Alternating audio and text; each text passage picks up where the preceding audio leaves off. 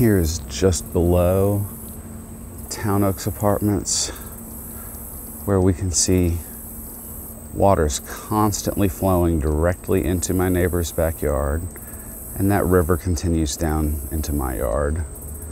It actually sort of gets absorbed into the topsoil, but we're on a rocky ridge, so there's not a deep layer of soil for runoff.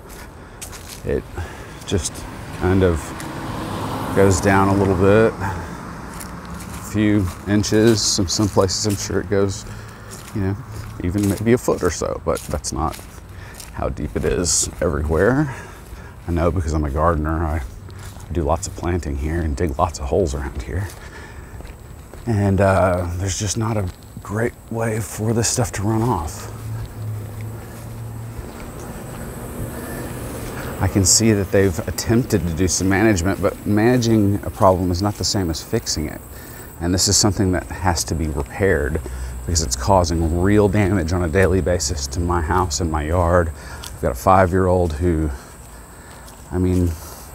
water's just flowing out of our yard. It's just coming up from the ground and flowing out. There's not a water main under here. This is in the middle of my backyard. There's not an artesian well or natural spring here at the top of a rocky ridge of one of the high points in the city. Come on. And it's not just my uphill neighbors and me. I'm sure you can hear the slosh as I just walk through the ground.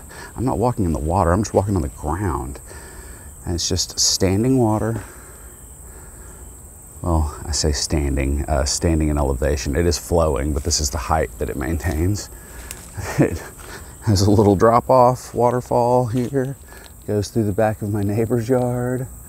They can't mow the area down there too well because it sort of flattens out, it gets boggy. Behind that, my neighbor Carl has a garden that it's running behind, and his cannas and such don't get hurt by it, but the people on the other side of him, not the yard with the cannas, but the ones on just beyond them. And I'm not knowledgeable of them. I'm hearing this like kind of third hand or whatever, but apparently their yard floods really bad from it too. They have a flatter yard. But it took me a while to figure out what this was. It wasn't always flowing out like that, but I had a really pretty blood-good Japanese maple that was sitting in this area, and I think it was a green lace leaf Japanese maple, which was probably one of my favorite plants in our entire yard. And one spring, both of them just failed to put their leaves back out after my other Japanese maples had come back.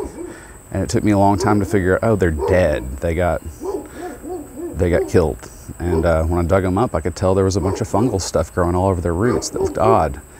Anyway, cut for now. Thanks for watching.